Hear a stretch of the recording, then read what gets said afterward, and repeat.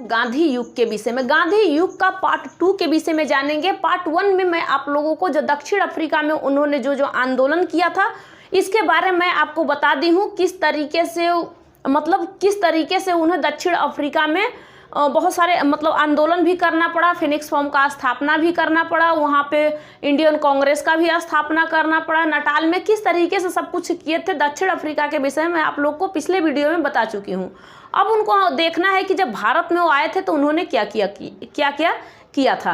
और हम लोग ये जानेंगे रॉलेट एक्ट क्या था, रॉलेट एक्ट के विषय में हम लोग इस वीडियो में टोटल जानेंगे। आपको पता होगा कि गांधी जी का जन्म कब हुआ था, क्योंकि अगर आप लोग नहीं देखे हैं तो पिछले वीडियो को आराम से देख लेना।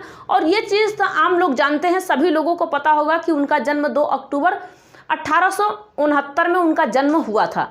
और वो अपनी पढ़ाई इंग्लैंड करने के लिए भी कब गए थे तो ये चीज़ आपको पता होना चाहिए, पूरा डिटेल में आपको पता होना चाहिए, ठीक है। उनके पिता का नाम करमचंद्र था, उनके माता का नाम पुतलीबाई, उनके पत्नी का नाम कस्तूरबा था, उनके बेटे 4 थे। चारों बेटा में से एक बेटे का नाम हरीलाल था, दूसरे बेटे का मणिलाल, तीसरे बेटे का रामदास था, चौथे बेटे का तीसरे बेटे का रामदास और चौथे बेटे का देवदास नाम था। इन 4 बेटा का नाम ये था। इसके बाद आगे आप लोग बढ़िए कि जैसे ही अब गांधी जी दक्षिण अफ्रीका से भारत आए, और भारत कब आए थे, 9 जनवरी 1915 को वो भारत में अपना एंट्री कर दिए, यानी भारत आ गए थे, क्योंकि भारत में भी उनकी ज़रूरत ज़्यादा थी। क्योंकि जब तब वो दक्षिण अफ्रीका में जो काम किए थे, जैसे मान लीजिए कि यहीं से 1893 में भारत से गुजरात से भारत से ही चले गए थे दक्षिण अफ्रीका में। कब चले गए थे, 1893 में। किस लिए चले गए थे, जो दादा अब्दुल्ला का व्यापार हो रहा था, उस व्यापार में अंग्रेजों ने उनको परेशान कर रहे थे, इसके लिए उनका केस देखने के लिए दक्षिण अफ्रीका चले गए थे, वहाँ पे गए। और इसके बाद ये आते हैं जब भारत में, कब आए थे, 9 जनवरी 1915 को ये आ गए थे दक्षिण अफ्रीका से भारत में आ गए थे। अब इनके बारे में हम लोगों को पूरा भारत में जब आए थे तब हम लोग इनके बारे में जानते हैं। लेकिन उनका जो गुरु थे, उनके गुरु का नाम था गोपाल कृष्ण गोखले। और गांधी जी ने 2 किताबें पढ़ी थी। 2 किताब जब गांधी जी ये राजनीतिक तौर पे राजनीतिक कार्य में चल रहे थे, तब ये गोपाल कृष्ण गोखले ने कहा था उनसे कि देखिए, आपको अगर इस राजनीतिक में चलना है, ये राजनीतिक आंदोलन भी कुछ भी करनी है, तो आपको किताब पढ़नी चाहिए, किसी ऐसे लोगों का किताब पढ़नी चाहिए जिससे आपको बहुत कुछ समझ में आ जाए। तो उन्होंने किताब पढ़ा था, उन्होंने एक किताब पढ़ा था जिसमें जो उस किताब का नाम था टॉल्स्टॉय पुस्तक, और एक पढ़े थे उन्होंने रस्किन का पुस्तक।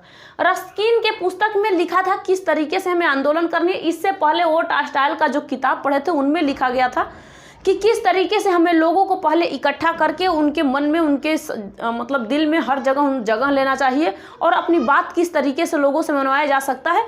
इन सबों के बारे में उन्होंने इस बुक से उनको जानकारी मिल गई थी। उसके बाद वो चले गए थे, रस्किन का किताब पढ़े, तो रस्किन की किताब से पता चला कि किस तरीके से अगर लोग बात मान जाते हैं तो हमें आंदोलन किस तरीके से करना चाहिए। आपको भी किसी चीज़ का जानकारी अगर लेने से पहले आपको ये देखना चाहिए कि कहीं भी हम जा रहे हैं तो हमें कितना इज्जत मिल रहा है, और इज्जत वहाँ के लोग अगर करते हैं तब हमें बैठने के लिए पूछेंगे, तो वो भी ध्यान में रखना चाहिए कि किस तरीके से हमें वहाँ बैठाया जाएगा, हमारी बात मानी जाएगी। बात मानने के बाद हमें अब उनके मन दिल में उतर गए तो किस तरीके से हमें आंदोलन करना होगा। फिर भी आप लोग आंदोलन के चक्कर में नहीं पड़ना, क्योंकि आपकी विद्यार्थी जीवन है, इसमें आप लोगों को ज़्यादातर ये तामझाम में लगने की अब ज़रूरत नहीं है, क्योंकि तब तामझाम में आप लगोगे जब अपना पूरा सरकार, यानी कि अब तो हम लोगों पे ऐसे किसी का अपना दबदबा नहीं है। पहले अंग्रेज थे, बहुत सारे आए हुए थे, इन सबों का दबदबा हम लोगों के ऊपर था। ये सब बहुत ऐसे कुछ काम किए थे जिसको गांधी जी ने बहुत सारे सुधारे थे। तो गांधी जी ने क्या क्या सुधारा था इसके बारे में आपको बताऊंगी। जब वो आए थे 1915 में, यानी 9 जनवरी 1915 में जब भारत आ गए थे, तब उन्होंने साबरमती आश्रम का स्थापना किया था। साबरमती आश्रम का स्थापना कर दिया था उन्होंने, और ये अम्बालाल साराभाई ने उनको बहुत सारे कुछ पैसे दिए थे कि आप साबरमती आश्रम का स्थापना करिए, और आपको कोई भी दिक्कत हो तो आप बताइए। क्योंकि सबको पता था कि गांधी जी यहाँ से एक व्यक्ति का केस लड़ने गए थे, वहाँ भी जीत गए। उन्होंने वहाँ भी जाके आंदोलन दक्षिण अफ्रीका में किए थे। जब उनको डरबन से लेके प्रिटोरिया के लिए वो जब पकड़े हुए थे ट्रेन, तो उनको धक्का दे दिए थे अंग्रेज़। तो इसी चीज़ के लिए हर जगह उन्होंने अपना अपना वहाँ भी आंदोलन करे थे, वहीं भी जेल में चले गए थे। फिनिक्स फॉर्म का स्थापना उन्होंने 1904 में कर दिया था। बहुत सारे दक्षिण अफ्रीका में उन्होंने करके आए थे गांधी जी ने। अब जब गांधी जी वो ये काम कर दिए थे तब ये आए थे कहाँ पे, आए थे भारत में। तो उनके गुरुजी थे, उनके गुरुजी का नाम था गोपाल कृष्ण गोखले। गोपाल कृष्ण गोखले ने तो कहा था आप किताब पढ़िए दोनों लोग का, मतलब किसी का किताब पढ़िए जिसमें सब कुछ दिया हो, किस तरीके से आपको आंदोलन करना चाहिए, किस तरीके से आपको भूख हड़ताल पे मतलब भूख हड़ताल करना चाहिए। तो इस तरीके से गांधी जी वकील थे, बहुत कुछ चीज़ों को पढ़े और समझे। और उसके बाद गोपाल कृष्ण ने कहा था कि गोपाल कृष्ण गोखले ने कहा था कि देखिए आप अभी जाइए भारत में, ठीक है जाइए, लेकिन वहाँ के लोगों को पहले आप समझिए कि किस तरीके से वहाँ के लोग सोचते हैं, उनकी क्या है। मतलब ये भारत के ही थे लेकिन फिर भी आने के बाद बहुत दिन के बाद आए तो सोचे कि कहाँ पे क्या हो रहा है।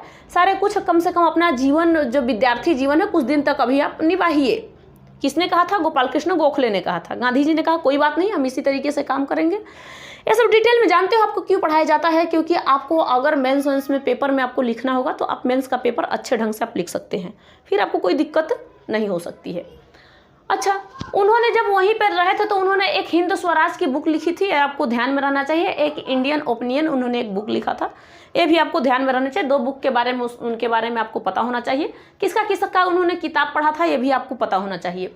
अब आए थे 1916 में, अरे 1915 में तो आ गए। उन्होंने अपना साबरमती आश्रम का स्थापना करते करते 1916 आ गया। 16 में उनकी आश्रम मतलब ठीक ठाक कंप्लीट हो गया, वहीं पे अपना रहने लगे। इसके बाद में लखनऊ में एक बार कांग्रेस अधिवेशन हो रहा था, कांग्रेस का अधिवेशन लखनऊ में हो रहा था, ठीक है। अब जब लखनऊ में कांग्रेस अधिवेशन हो रहा था उसमें गांधी जी भी वहाँ पहुँचे हुए थे, उसी आंदोलन में वो भी कांग्रेस अधिवेशन में पहुँचे हुए थे। 1916 में हो रहा था। वहाँ पे उनको दिखा कि एक राजकुमार शुक्ल हैं, उनका कहना था कि गांधी जी से बैठ के कह रहे थे कि देखिए आपको पता होना चाहिए, आपको अगर पता नहीं है तो मैं बता दूं कि अंग्रेज़ ने हम लोगों के साथ बिहार के चंपारण में क्या क्या खेला खेल रहे हैं। बोले कि क्या हुआ, क्या किए? तो उन्होंने कहा कि हम लोग जिसके मान ली 3 कठिया पद्धति वो सब लाए हैं। 3 कठिया पद्धति का मतलब क्या है? चंपारण में जो एक आंदोलन पहला हुआ था, तो गांधी जी का पहला आंदोलन चंपारण में हुआ था। भारत में पहला आंदोलन चंपारण में हुआ था। पहला आंदोलन वही है जो कि 1917 में चंपारण आंदोलन हुआ था। उसमें कहा गया था कि आपके पास 20 कट्ठे में से 3 कट्ठे में आप नील का खेती करोगे। इसको क्या कहा गया था? 3 कठिया पद्धति। क्या कहा गया था? 3 कठिया पद्धति। यानी आपको 3 कट्ठे में 20 कट्ठे में से 3 कट्ठे में आपको नील की खेती कर देनी है। और जहाँ पे नील का खेती होता था वो जमीन जो बंजर पड़ जाता था, वहाँ पे फिर कुछ करने योग्य नहीं रहता था। यही बात राजकुमार शुक्ल ने ये बात किससे कही? गांधी जी से। गांधी जी ने कहा कोई बात नहीं, हम चलते हैं। तो गांधी जी का अब 1 साल तो पूरा हो गया था, क्योंकि 15 में आए, 16 बीता, 17 में वो जा रहे हैं। कहाँ पे जा रहे हैं? क्योंकि दिसंबर में होता था कांग्रेस का अधिवेशन, कांग्रेस अधिवेशन। इसके बाद जनवरी आएगा ही, इसमें वो चले गए चंपारण में। और चंपारण में जाके उन्होंने पहला आंदोलन किया था। चंपारण में पहला आंदोलन किया था उन्होंने, जो किया था किस लिए? उन्होंने 3 कठिया पद्धति के लिए उन्होंने आंदोलन किया था कि ये अंग्रेजों के खिलाफ उन्होंने किया कि आप लोग ऐसा काम जो कर रहे हो ये सबसे खतरनाक काम है, आप ये काम न करिए, नहीं तो ये किसान जाएंगे कहाँ? ये नील की खेती यहाँ पे नहीं हो सकता। अंग्रेज इनकी बात को नहीं माने, लेकिन फिर भी लोग इकट्ठा हुए और गांधी जी का बात माना गया। और मानने के बाद अंग्रेजों ने कहा कोई बात नहीं है, हम ऐसा अब तुम्हारे ऊपर नहीं डालेंगे। अभी इस चंपारण आंदोलन ये प्रथम आंदोलन था। चंपारण आंदोलन जो था ये प्रथम आंदोलन था। इसमें गांधी जी सक्सेस हुए और ये आंदोलन वो जीत गए। तो भारत में पहला यही उनका आंदोलन है, इसके बारे में आप लोग समझ गए हो। और जीवन में अपना जो पहले बार जो किए थे वो दक्षिण अफ्रीका में उन्होंने आंदोलन किया था। ये भी आपको पिछले वीडियो में बता दी हूँ, उसमें आप लोग ध्यान से देख लेना। अब इसके बाद यहाँ अहमदाबाद, ये गुजरात में ही अहमदाबाद में 1918 में अहमदाबाद में मिल मजदूर आंदोलन किया उन्होंने। अब इन्होंने ये आंदोलन कैसे किया? उनको कैसे पता हुआ है? तो पता चला चंपारण में गांधी जी ने ये आंदोलन किया था। इस आंदोलन में गांधी जी का जीत हुआ। किसानों के लिए ये लाभदायक था क्योंकि अब खेती नील का नहीं होगा। इसलिए अहमदाबाद में पता चला तो अहमदाबाद के लोग ने बुलाए किसको? गांधी जी को। अहमदाबाद में ऐसा क्या हो रहा था कि ये मिल मजदूर आंदोलन चलाया गया था। कब चलाया गया था? 1918 में मिल मजदूर आंदोलन चलाया गया था। इनमें यह हुआ था क्या कि उस समय प्लेग बहुत तेजी से फैला हुआ था। क्या हुआ था? प्लेग बहुत तेजी से, एक रोग है, ये रोग बहुत तेजी से फैला हुआ था। उसी में जो जितने भी मजदूर थे, बहुत मजदूर तो बीमारियों से मर गए। कम से कम 10% कहिए बीमारियों से मर गए लोग। बहुत मजदूर मर गए, बहुत आदमी वहाँ के मर गए। और अंग्रेज का जो कंपनी था, ये कंपनी अपना ये चला रहे थे। और कुछ मजदूर कहीं दूर दूर जाके अपना सोचे कि यहाँ पे प्लेग फैला हुआ है, क्यों ना हम अलग जगह जाएं और जाके वहाँ पे अपना काम करें। कुछ लोग ही काम कर रहे थे। धीरे धीरे लोग जाना स्टार्ट कर दिए। इसी में अंग्रेज ने कहा कि जो काम करेगा उसे हम 50% बोनस देंगे। क्या देंगे? 50% हम उसे बोनस देंगे। यानी कि जब हम आपको क्या देंगे? यानी कि आपको सैलरी से ऊपर 50% आपको क्या करेंगे? बोनस देंगे। ये चल रहा था कुछ दिन से, जब तक ये प्लेग फैला हुआ था। लोग देखे कि अंग्रेज बहुत ज़्यादा दे रहे हैं, इसके लिए और मजदूर उसमें काम करने लगे, और मजदूर काम करने लगे। बहुत सारे मजदूर वहाँ पे काम करने लगे थे कंपनी में। अब क्या हुआ कि जब ये प्लेग ख़त्म हुआ तो अंग्रेज़ ने कहा कि हम तुम लोगों को ये जो बोनस देते हैं, यानी जो आपको पैसे देते हैं एक्स्ट्रा में, ये हम आप लोगों को नहीं दे सकते और नहीं देंगे। तो जब ये बोले कि हम नहीं देंगे, तो ये सब अपना काम छोड़ने के लिए और बोले कि नहीं, हमें चाहिए 50%, और नहीं तो ठीक नहीं होगा। अब फिर उसके बाद पता चला कि गांधी जी चंपारण आंदोलन किए हैं। कब? 1917 में गांधी जी को ये सूचना पहुंचाया गया और गांधी जी को बुलाया गया और गांधी जी से कहा गया कि देखिए गांधी जी, हम लोग चाहते हैं कि आप ये आंदोलन करिए, मिल मजदूर आंदोलन स्टार्ट करें। इसमें क्या? बोले कि ऐसा ऐसा बात है, 50% के लिए बोला था और अंग्रेज हमें नहीं दे रहे हैं, तो कम से कम आप इतना करिए कि हमें 35% हमें दिला दीजिए बोनस।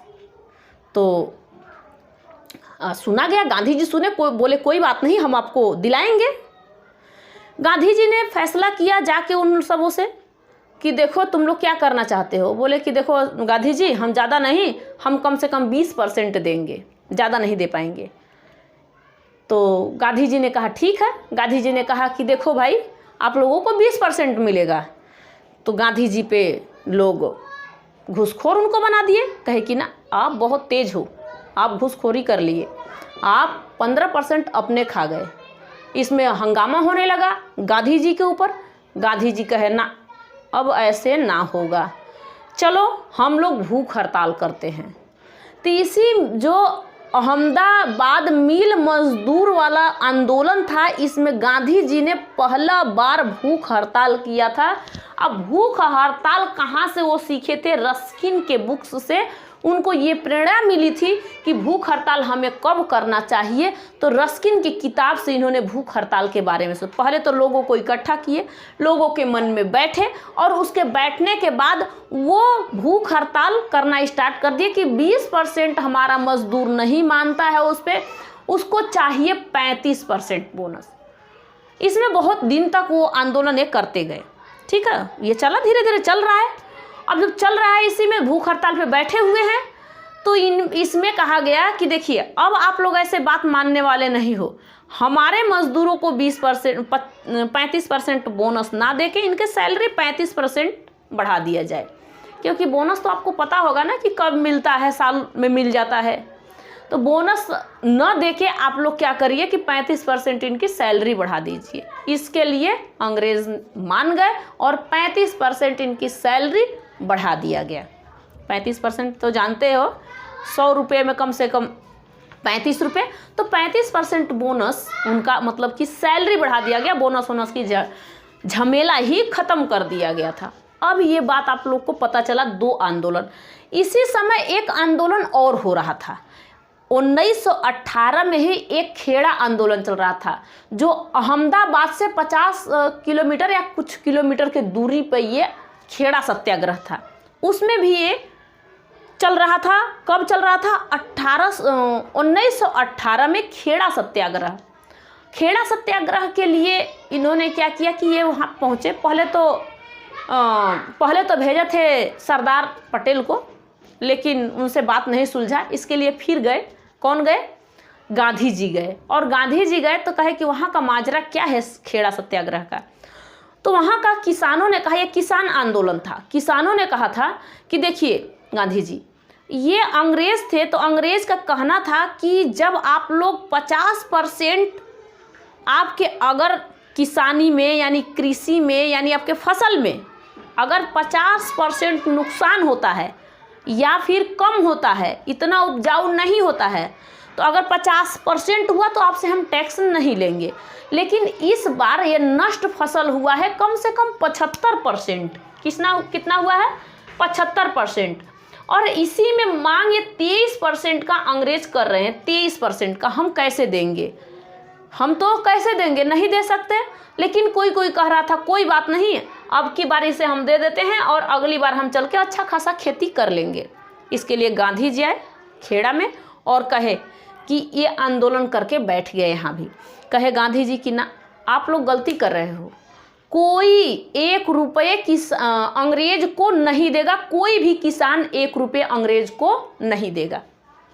गांधी जी ने बात कह दिया, ठीक है, जो मांग कर रहे हैं सब कोई नहीं देगा। ये भी जीत गए, क्योंकि जब किसान के पास हुआ ही नहीं तो 23% तुम्हें देंगे कहाँ, क्योंकि 75% इनका नष्ट हो गया है।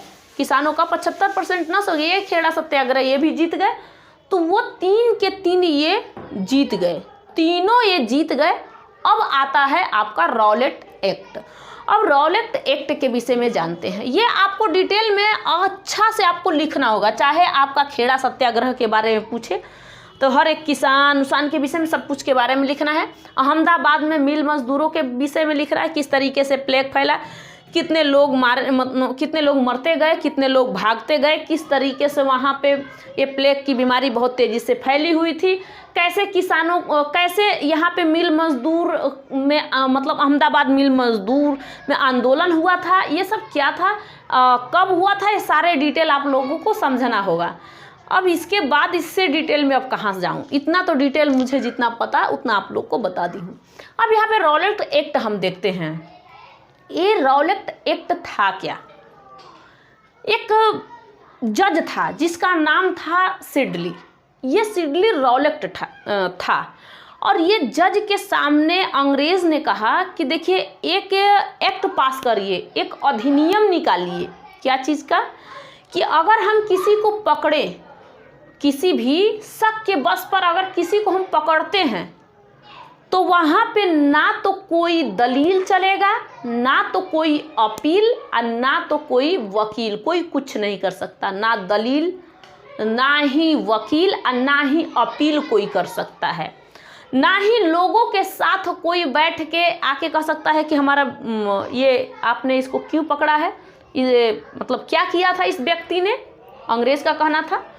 फिर उसके बाद ना तो कोई वकील लाके उसे छुड़ा सकता है और ना ही तो कोई ये कोर्ट में पेश कर सकता है, ना तो अपील कर सकता है, कहीं भी ये पेश नहीं कर सकता। ऐसा ये एक्ट लाया गया था। इसे कहा गया रॉलेट एक्ट, क्योंकि सिडली ने लाया था तो इसे रॉलेट एक्ट कहा गया था।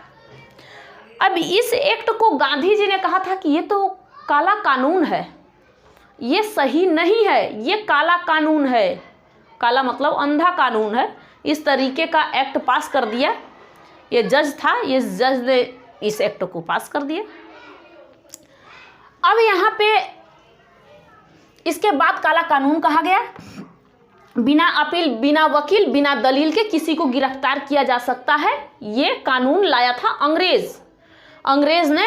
ये सिडली ने ये कानून दे दिया था, एक्ट पास कर दिया था।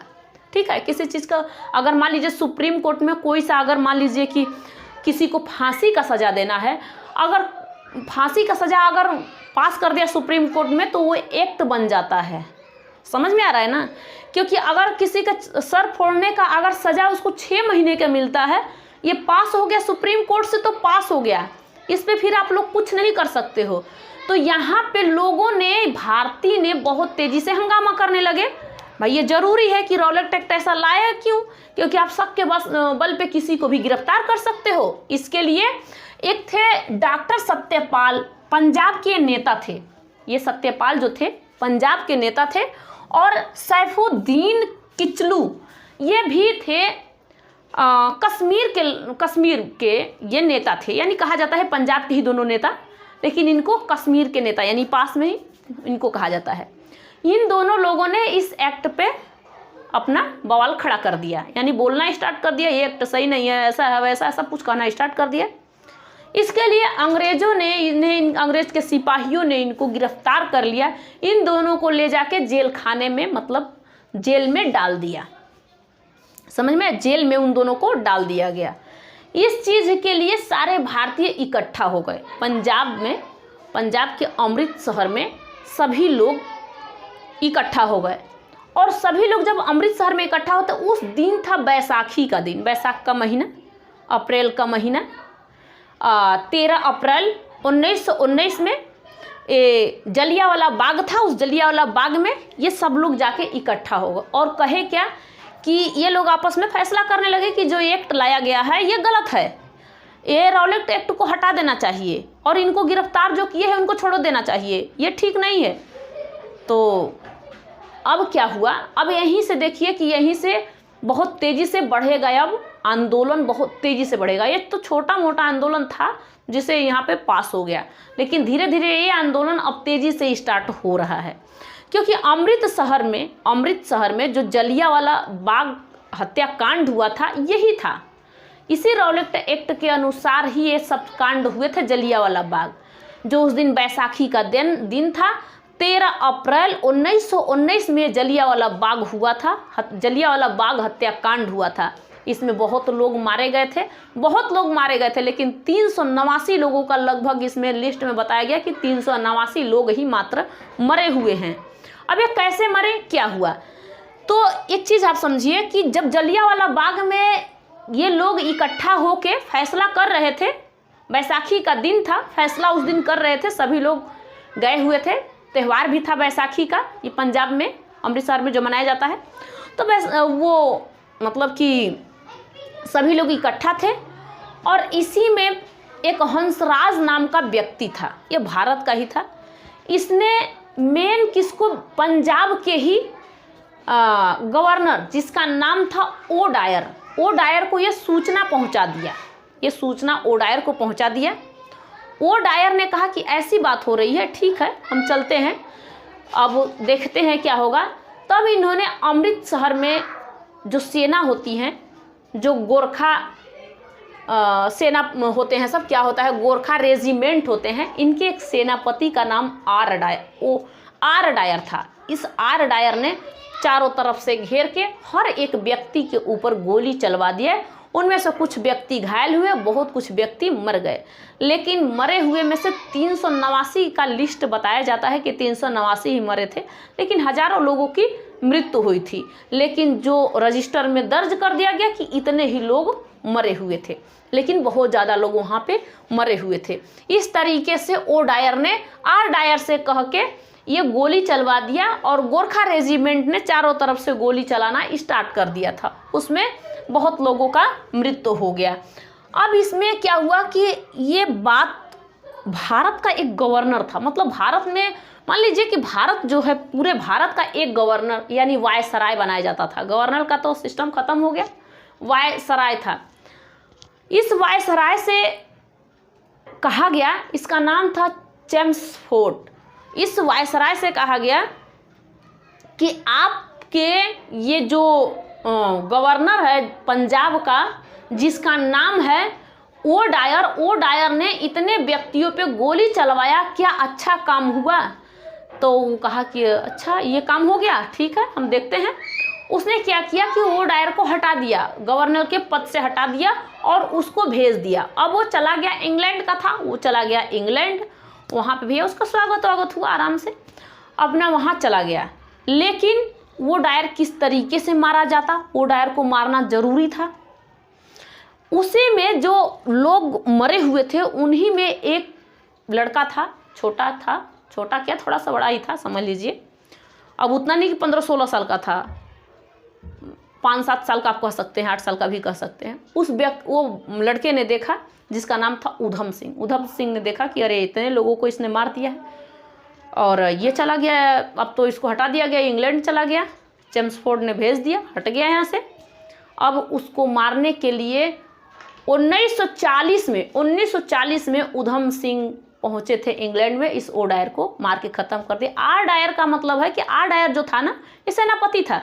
ये तो कभी भी अगर कोई ऑर्डर देगा कि इसको मारना है तो ऑर्डर मानेगा, और ये सेनापति है तो ये जाके अपने सैनिक को लेगा और हर जगह किसी को, मतलब जहाँ भी कहा जाएगा, जैसे मान लीजिए कि कोई चीफ मिनिस्टर है, कोई प्रधानमंत्री है, मतलब पीएम है, कोई सीएम है, कोई कुछ भी है, ये कहेगा कि यहाँ पे आपको जाना होगा, वहाँ से ऑर्डर मिलेगा, सेनापति का मेन सेनापति जो रहेगा वो अपने सैनिक को उठाएगा, ले जाएगा और मार करेगा।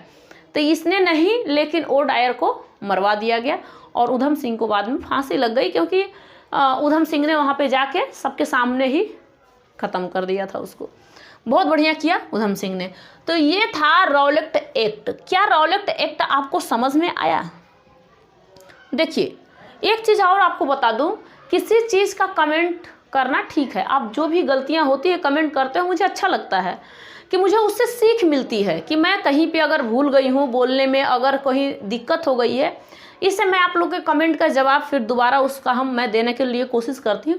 लेकिन बढ़िया ही अच्छा खासा कमेंट करिए, नहीं कि आप उल्टा सीधा नहीं, कुछ भी आप इस तरीके से कुछ भी आप लोगों को, अब आपको इतिहास में बहुत दूरी से आप लोग आ रहे हो, अब थकना नहीं है, थोड़ा दूर और आप चलोगे आपका कंप्लीट हो जाएगा। आधुनिक इतिहास जो है, मॉडल हिस्ट्री आपका कंप्लीट हो जाएगा। ये धीरे धीरे, पहले आप आंदोलन अब देख लीजिए पूरा, ये था आपका गांधी युग। इसमें अभी गांधी जी ने बहुत कुछ किए थे, जो उनका सफ़र था, उनका सफ़र यहीं से स्टार्ट होता है 1919 से लेके, इनका सफ़र 1919 से लेके 1947 तक इनका पूरा आंदोलन आपको देखना होगा।